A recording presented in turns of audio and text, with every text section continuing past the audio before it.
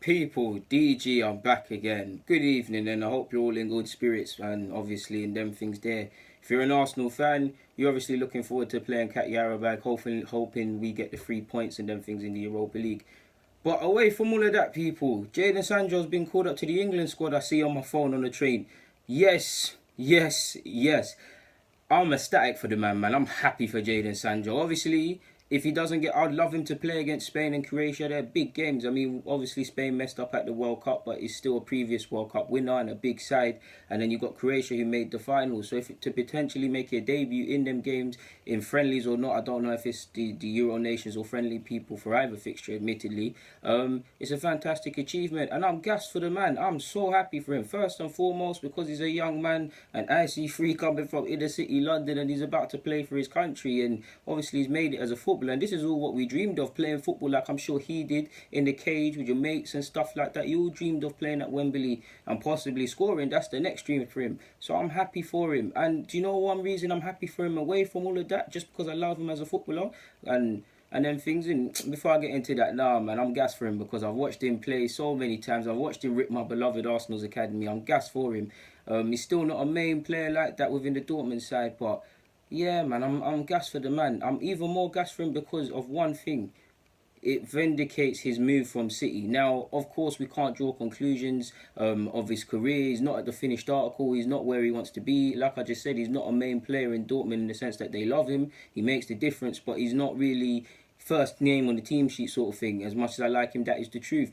But this backs up his move. Like, sure, playing under Pep Guardiola, if you get the chance, every player will die to do that. You'll improve, and I guarantee probably in the short time that they work together, he improved Sancho's game in some sort of way. But for me, where would he be if he stayed at City? He'd just be. I would love him to have bust into the first team and broke through and stuff. But where would he be realistically? He would have been hoping to play in the Cat Yarabel. He would have realistically been in the under-23s. And what? Considering that he's played, I've watched him play in the Euros and the World Cup at under-17s level in what, just over a year, or in fact, let me check, people. Technically, just under a year. In just under a year, essentially, he's gone from winning the World Cup at under-17 level to a call up for the full national side of his nation. That backs up the move. This is what I tell young players, or I try to preach in my vids. I'm not preaching impatience and stuff, because I do see a lot of young players, they don't want to bide their time, they don't want to wait for their chance, they don't want to have patience and things like that, and it doesn't always go their way. But this is what I tell young players, whether it's leaving your club and going abroad or staying in the same country, sign yourself. You don't want to look back at a stage in your career when it's all said and done and think, I could have been this, I could have done that, but if it wasn't for this, you don't want to blame anyone else. Take responsibility, sign yourself. Look at him now, he's flying, he's got a new deal at Dortmund, he's still young, the Euros is coming up in 2020, if he continues it, not just him, the likes of Mount and Maddison and Gomez and all the other young guys, they have a chance of playing in that. I'm sure he wants to win major honours, so if he keeps developing, no disrespect to Dortmund because they've won their division before, but you'd like to think the bigger clubs come calling, and you actually can't ironically rule out him moving back to Manchester City one day or playing in the Prem. Like, this backs up the move, because where would he be? He's developed as a player, he's grown as a person, he took the leap of faith. I mean, even when it was a slow burner, he didn't just jump to Dortmund and he was playing straight away, as you shouldn't. He got breaded in slowly. He actually spent a decent amount of time floating between the first team and actually playing at youth level for Dortmund. And now look at him, he's flying. Like, credit to Dortmund, credit to the man for having the courage, because most people would have stayed being at City pretty. I mean, no disrespect to City, because it's not necessarily a bad thing. You're staying, you're competing. It's crabs at the barrel. It's crabs in, what's the saying? Crabs at the bottom of a barrel, whatever the saying is. Crab mentality, where you're fighting with your younger peers to try and get a shot. Talent really means nothing. Being sick really means nothing, because realistically, people, being an outstanding footballer is what got these young players in the academy in the first place, as like a lot of top 6 clubs. So you need to show something else. And when there's so many players that are sick and things like that, you don't necessarily get that one-to-one individual love to allow players to blossom. So players need to sign themselves. I love to see things like this.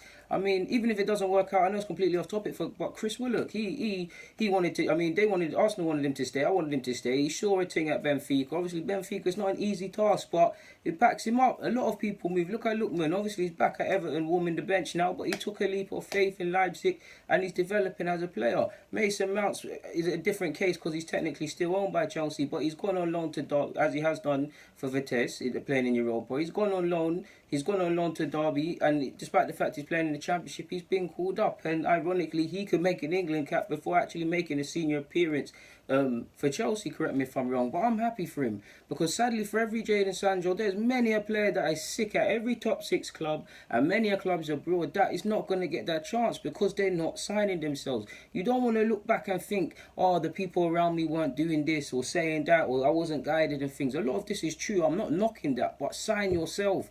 Be in it for yourself. Think about what you want. You don't want to look back with any regrets. Even if these moves abroad don't work out, you did it for you. You weren't pushed into it. Because a lot of these players that are 16 to 18, probably give or take 19, they're going to wallow away at these clubs, continuously on loan. You're at the club in the summer, then back on loan, and before you know it, the club's got rid of you because you haven't really developed. Now, if you're looking at it in an angle that football's just a job and you're getting your cake, then you're getting your cake and you're still at a top club. But it makes you wonder how many players. I'm not saying don't get it twisted, people. Not everybody who leaves to go abroad, or everyone that leaves to join a lesser team, or everybody that does certain things is going to play for England, is going to bang. Most of these moves are not going to work out for these lads. It's simple as.